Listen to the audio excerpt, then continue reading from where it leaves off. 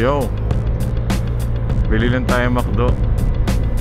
Grabe, 2 weeks ko ata itong di nagamit. Puro painit lang sa garahe. Ang alikabok ko, hindi ko rin kasi natatakpan.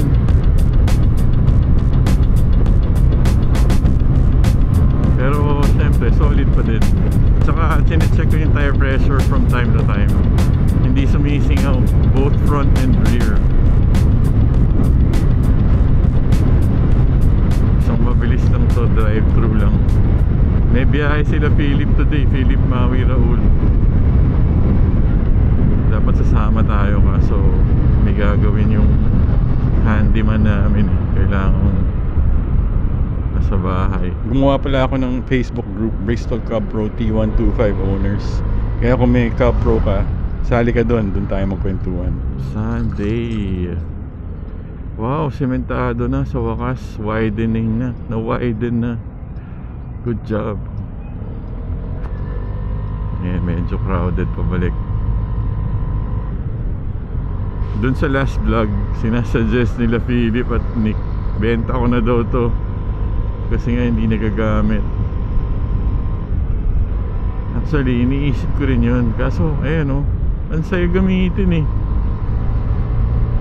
Mahirap lang talaga pag tatlo na yung pwede mong sakyan na motor.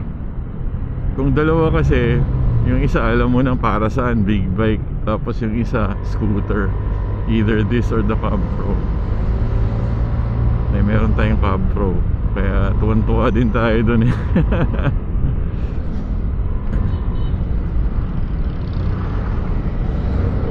Pero ito, okay pa din eh.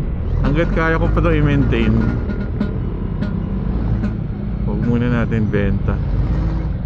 Although syempre patagal ng patagal, pababa yung presyo, di ba? Ganun talaga, depreciation yan eh.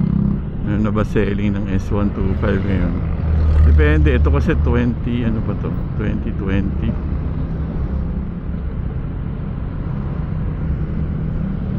Nasa siguro mga 140, mga ganun, mga 140, 145.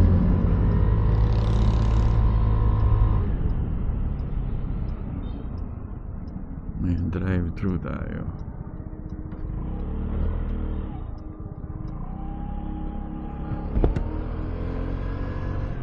Nakakamiss din mag-McDo. Yes, dalawang big breakfast muffin, no coffee, no drinks, a la carte lang, dalawang hash brown na extra.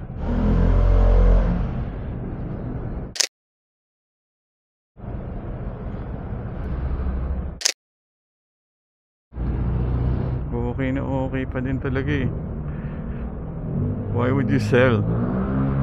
It's still good to have a Vespa. Maintain lang talaga. Maalikabok. Punas-punas lang yan. Kasi bagong hugas to eh. Tires are still new. Bibigyan daw tayo ni Nick ng side mirror galing sa sprint niya. Kakapanood ko lang nung adventure ni Mr. and Mrs. Mike Bomac, yung ATV nila. Wala akong basahan pala dito. Di ko tuloy mapunasan. Ayan, dalawang big breakfast, dalawang hash brown. Okay, ayun. Buti na check mo. One click pa din. Let's go.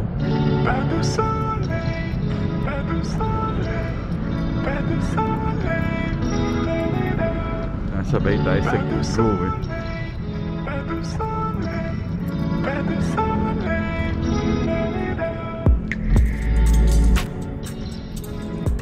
Who's gonna be a kind citizen and give way to me to pick up. Alright, let's go. Pure gold. Ride safe na lang sina Philip. May pupuntahan sila yung parang farm na Lola ang may-ari. Lola yung pangalan eh. Bukid ni Lola, parang gano'n. Wow, iba rin ang Vespa. Super elegant and smooth. I will not sell this. Sinasabi ko lagi sa Cub Pro, heirloom. Ito din.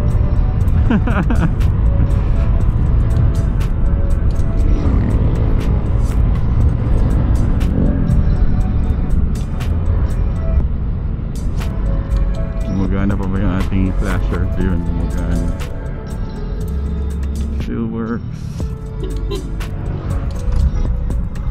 Dami niyan. Okay. Balance. Nope, I'm not gonna sell this.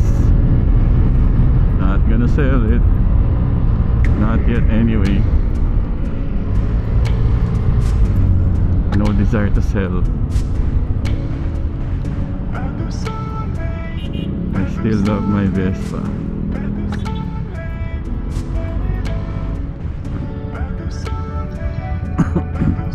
Ako sa lilim.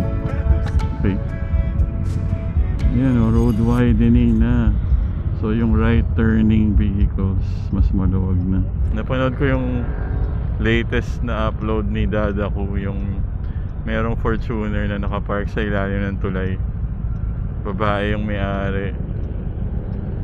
Mahirap ng ganun, wala ka kasing garahe. Ang ganda ng sasakyan.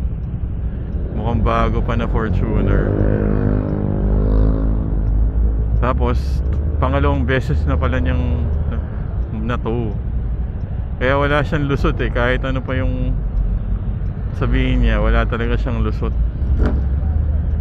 Ginamit pa niya yung ano eh, lagnat card eh. May lagnat daw yung anak niya eh. Wala din kasi talagang mali eh.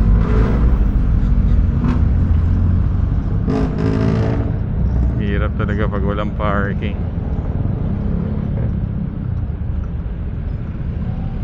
Aray nako. Lalim pa rin. Sana maayos na nila yun. Sana unahin din nila yun, ano, i-prioritize nila. Kasi nakakabagal yun ang pagpasok ng mga sasakyan. Dagdag traffic pa yun. Anyway, tatapusin ka na dito. Sunday lang, isang Sunday morning drive-thru gamit ang ating S125.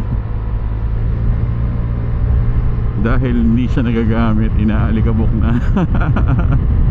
Huwag nyo na i-share, atin lang to. DJ DLS. Oh. Police. Peace out. Dumating na rin pala yung padala ni Kamax, yung upuan. Kaso panglikod yung pinadala, pillion seat, hindi pang front. Baka hindi ko rin magamit. Top speed ko pala sa Cab Pro 110 GG sa Marilax.